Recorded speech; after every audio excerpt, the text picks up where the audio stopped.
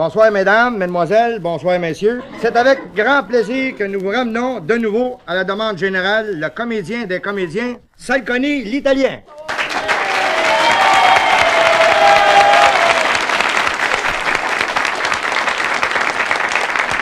Vous voyez qu'il parle pas français mieux que moi, hein?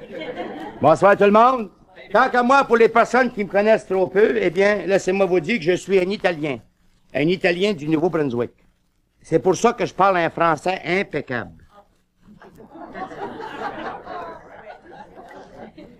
J'aime tellement la compagnie des autres que je suis venu au monde en jumeaux. En venant au monde, j'étais tellement laid que le docteur ne savait pas quel bout de frapper. C'est là que mon père et ma mère ont décidé de me noyer. Croyez-moi, c'est de même que j'ai appris à nager. Authentique, c'est vrai, c'est vrai. Ce qui était le plus dur là-dedans, c'était de sortir de la poche. Heureusement que les Italiens ont toujours un couteau. J'ai été à l'école comme tout le monde, hein. J'ai fait 2 ans d'école française, 2 ans d'école anglaise, 2 ans d'école italienne, puis 8 ans d'école de réforme.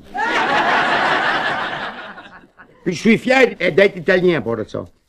Vous savez sans doute qu'il y a seulement 2 races au monde, les Italiens puis ceux qui voudront l'être.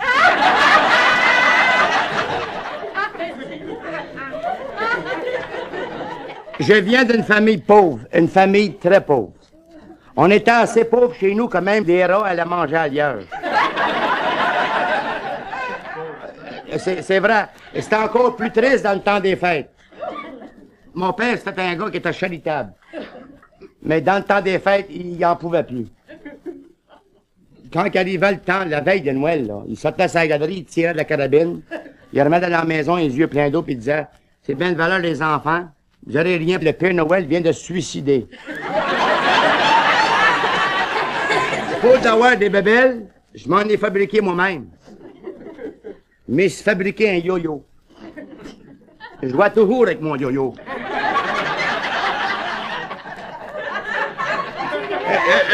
Un jour, mon père a mis la messe l'épaule et il dit « Tu trouves pas que Mathieu, ta petite sœur est trop vieille pour l'attacher au bout d'une corde? »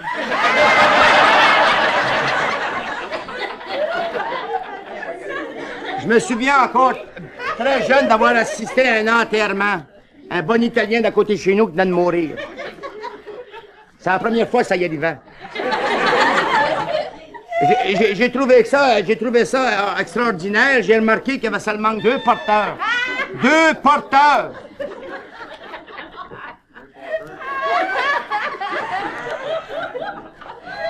Mon père m'a expliqué, il dit, Mathieu, il n'y a jamais plus que 2 poignées sur une poubelle.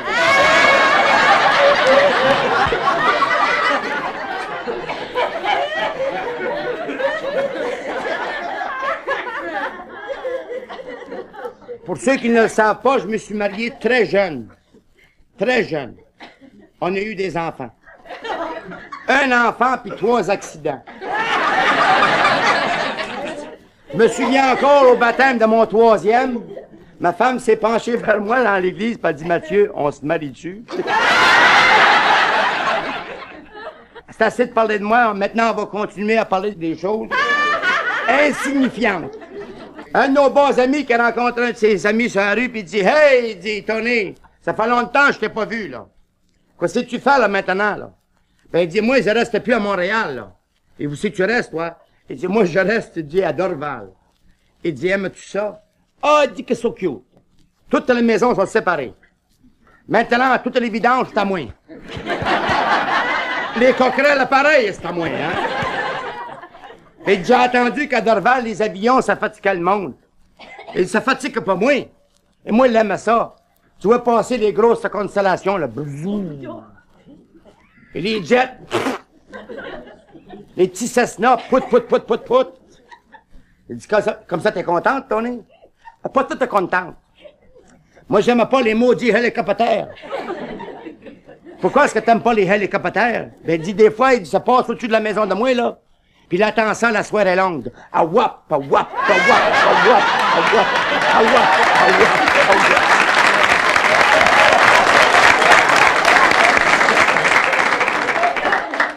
Le type qui s'en va chez un boucher, puis il garoche un 50 cents sur le comptoir, il dit, je m'en viens voir le show. Le boucher, il dit, quel show? Ben, il dit, show que t'annonces en vitrine. Quelle vitrine? Ben oui, c'est marqué en rentrant, partie de fesse, 50 cents. C'est le gars qui va voir le docteur, et puis bégayait une affaire terrible. Il va voir le docteur, il dit, Doc, je donnerai n'importe quoi pour arrêter de bégayer.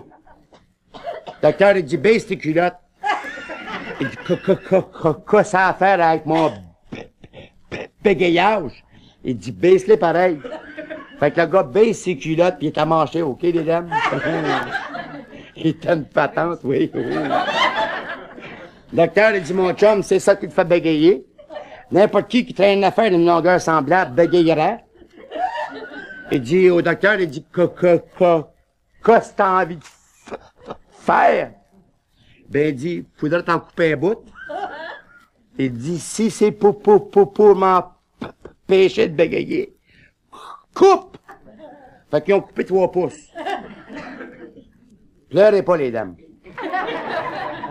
Le gars, il revient au bout d'un mois, en maudit, il rentre chez le médecin, puis il dit, docteur, c'est-tu ton affaire de coupage de brimballe? Je suis plus capable d'avoir une maudite femme. Le docteur dit, fais-toi-en pas, il va revenir.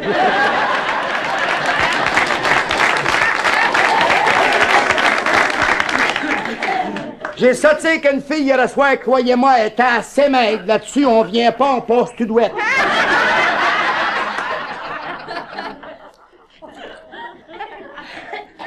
C'est le bon père de famille en campagne qui s'en va à la chambre de bain. Dehors, on appelle ça communément une bécosse. Oui, une bécosse. Son petit gars, pour y jouer à un tour, il y avait 2 planches à défoncer dans de la boîte. Il rentre une pelle. Il met 2 œufs dedans. Le bonhomme a fait, après qu'il avait fait sa job, il servait d'abord avec un petit bout de papier, vous savez, puis il aperçoit ça dans la boîte. Il dit, ça parle au son of a gun. Il rentre chez eux, il dit à sa femme, il dit, Rita, on est millionnaire. Millionnaire, il dit oui. Elle dit, qu'est-ce que t'as d'être millionnaire? Il dit, je suis rendu, je ponds des œufs. Je dis, voyons, c'est impossible. Crois-moi, c'est la vérité. Prends une pelle, va t'en arrière dans la bécosse, là, il y a 2 planches de passer, passe ta pelle en dessous, puis tu vas voir. Fait que la bonne femme s'installe avec sa pelle. Le bonhomme, il oublie qu'il y a le flux. Il s'assoit sur le trône, hein? Puis il flûte dans la pelle. La bonne femme, il lâche un cri, pas trop vite, vieux bâtard, t'écasses tout.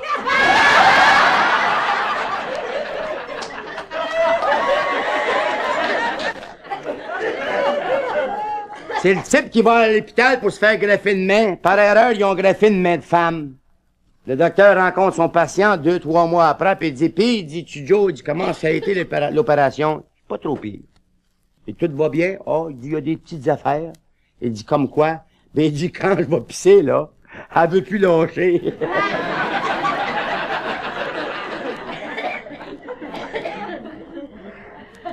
Le type qui s'en va dans un moulin à scie, puis il dit au patron, il dit, monsieur, il dit, vous avez devant vous un expert. Le gars, il dit, un expert en quoi? Il dit, un expert en bois. Un expert en bois? Il dit, oui. Il dit, moi, je pense que je serais excessivement bon pour votre industrie ici. Il dit, mettez-moi de quoi sur les yeux, là? Autrement dit, en bon canaillais, bandez-moi les yeux. Donnez-moi n'importe quel échantillon de bois, puis je peux vous dire ça, les yeux bandés. Fait qu'ils sont asseyés. Le gérant, il avait un paquet de bois sur son bureau. Il fait sentir le gars, fait que le gars part. Il prend un morceau de bois, de l'érable, du merisier, de l'acajou, d'épinette. Il s'est levé là-bas, puis il dit au boss, il dit, sais-tu qui est pas pire, le gars? Le boss, il dit, un instant. Si on l'engage, c'est moi qui paye. Si tu me permets, je vais y faire un test moi-même. Il dit à la secrétaire avec il dit, rends-moi service, cher. Il donne un petit bout de bois, il dit, frotte-toi ça entre les 2 jambes. Fait qu'elle prend un bout de bois, puis elle se frotte ça entre les 2 jambes. Puis elle met ça sur le bureau. Le gars continue avec son affaire de testage.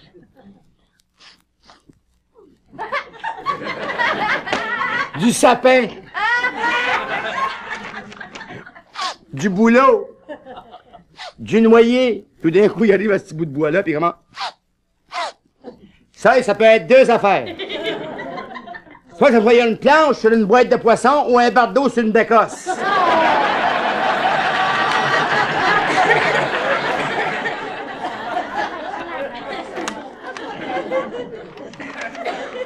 C'est le bégayeux qui vend des fruits dans la rue. Il se promène puis il crie. Pomme. Tomate.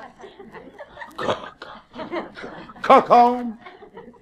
Il y a une femme qui sort sur une galerie, elle dit, viens ici, mon bonhomme. Oui, madame. Il s'approche de la galerie, puis elle dit, qu'est-ce que vous avez à vendre? Il dit, des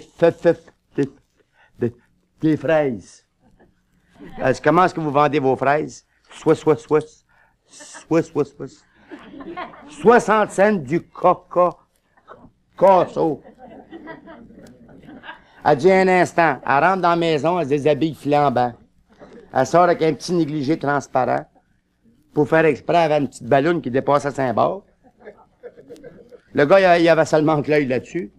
Elle dit, comment ça dit tu voulais pour tes fraises? Il dit, 50 cents. Elle se gratte en dessous d'un bras, puis elle s'en déboule un autre. Elle dit, comment ça dit tu voulais pour tes fraises? Il dit, 40 cents. Elle ouvre son négligé, la moustache tout croche. Elle dit, le dernier prix, comment tu veux pour tes fraises? Il dit, parle à mon papa, à mon partenaire. Elle dit, pourquoi est-ce que tu veux parler à ton partenaire? Il dit, c'est pas parce qu'hier, on s'est fait fourrer pour un troc de patates.